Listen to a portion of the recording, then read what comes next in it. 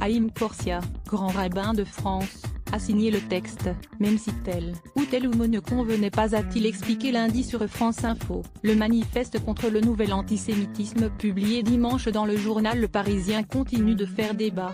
Les auteurs de cette tribune estiment que ce nouvel antisémitisme serait alimenté par la radicalisation islamiste. Haïm Corsia, grand rabbin de France, a signé le texte, même si tel ou mot ne convenait pas, a-t-il déclaré lundi 23 avril sur France Info. Mais il y avait l'intérêt de pousser un cri d'alerte, un cri d'alarme, a-t-il ajouté. Il y a des mots qui sont difficiles à entendre, difficiles à admettre, mais ils sont tragiquement vrais.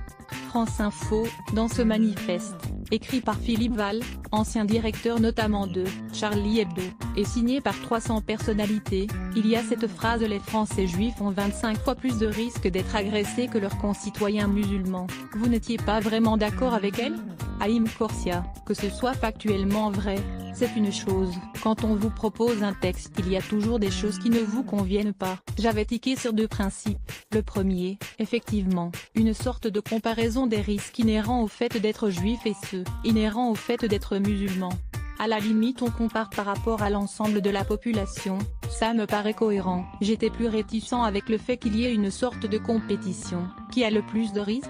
La réalité tragique, c'est qu'il y a un risque énorme que la grande partie des actes contre quelqu'un pour sa foi, sa religion, sa couleur de peau, touchent les juifs. Malheureusement il y a eu des morts. La deuxième chose, c'est que je trouvais inconcevable de sommer les musulmans de transformer le Coran. J'ai poussé pour qu'on parle de contextualisation, d'interprétation plutôt que d'abrogation de tel ou tel verset. Là le mot a été changé. Vous avez accepté de signer cet appel même si vous étiez réticent sur certains passages?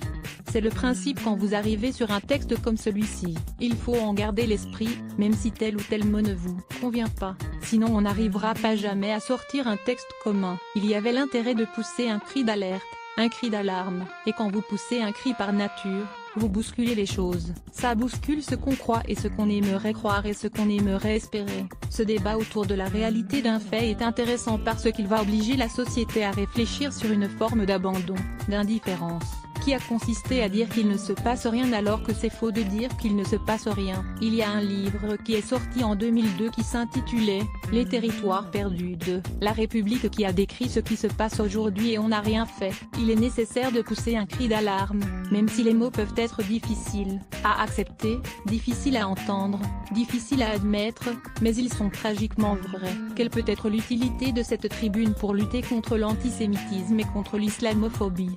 Je pense qu'aucun racisme quel qu'il soit n'est acceptable, ni contre les juifs, ni contre les musulmans, ni contre les homosexuels, ni contre les femmes ni contre personne. Le racisme, c'est dénier l'espérance de vivre en commun, de construire un destin commun. On avait le sentiment que c'était considéré comme quasiment normal, comme si c'était une sorte de tribut à payer à la modernité. On s'est dit tant qu'il n'y a pas de mort ça va, mais il y a eu des morts.